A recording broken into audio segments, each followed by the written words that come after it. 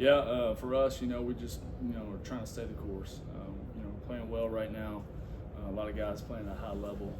We're just trying to stay the course and focus one game at a time. It's kind of been the mindset, not looking too far ahead, focusing one game at a time, and just staying the course and playing within the structure of our defense.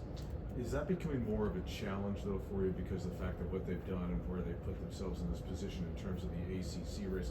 I mean, they're human; they see what's going on out there. So, is that going to be more for this staff to kind of ratchet it up a little bit more to kind of keep them grounded because of everything that's happening outside? Yeah, for sure. With success, people recognize it. So, we actually talked about it this week. Like, everyone is going to tell you how good you are, how well you're playing. But for us, we can't listen to the outside noise. We have to focus on us. One game every single week. But yeah, it is a challenge. Because human nature tells you to relax. We just can't fall into that trap.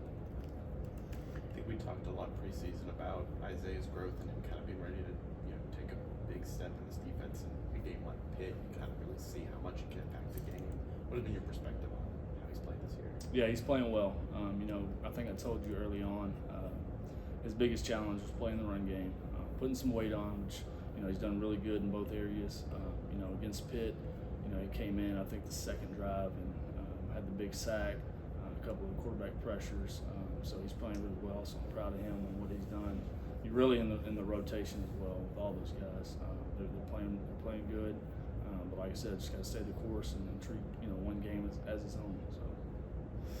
What's been the key for this defensive line, just as a whole, being able to accept rotating and not not maybe out snapping guys or whatever, and just playing in those waves that you guys continue to roll out week in, week out? Yeah, so the first thing is, they're unselfish.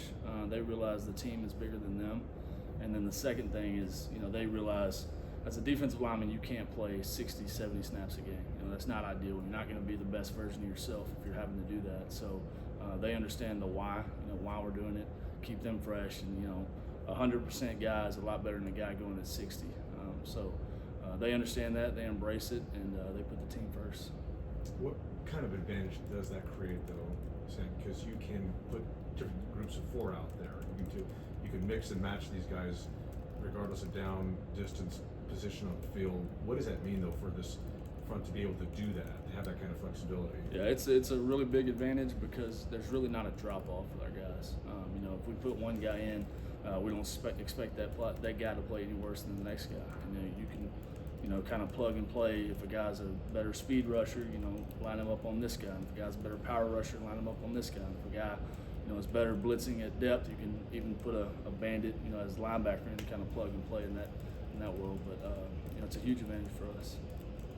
It's the preparation kind of for BC. I mean, last year it seemed like the O-line was really tough to crack. What kind of do you hope the team does differently? And they're kind of how are they set up maybe a little differently this time around? Yeah, for one, we have to tackle better. That was the biggest thing looking at last year's team. And the quarterback's a really explosive player, so we got to do a great job of having eyes on him. Maybe working different rushes to kind of contain him, keep him in the pocket. And then if he does break stride, we just got to rally to the ball. They're a good team, really good quarterbacks, some good backs, big O-line, strong offensive line, good tight end. So it'll be a great challenge for us. Do you sense any bad taste in the mouth of some of the guys after just how it went in the bowl game against BC? I mean, in the back of their mind, they knew that they didn't play their best. As coaches, we felt like we probably didn't coach our best. So yeah, there is, but just knowing, it's not about them, it's about us, and they're just the next game. Elijah, he had an experience, in this league with Miami, came in last year, and he was very successful. Is there anything you kind of attribute to just how successful he's been again this year when, it's different competition, but it doesn't seem like there's been any drop-off in what he's been able to produce? You talking about E-Rob? Yeah, E-Rob. Yeah. E-Rob's, this year I think he's up to 20-something tackles, so, he's contributing to the run and the pass. I think he's leading the nation in pressures right now. So, his transition and what Coach Tibbs has done with him has been unreal. He makes plays all over the field and he makes everybody better.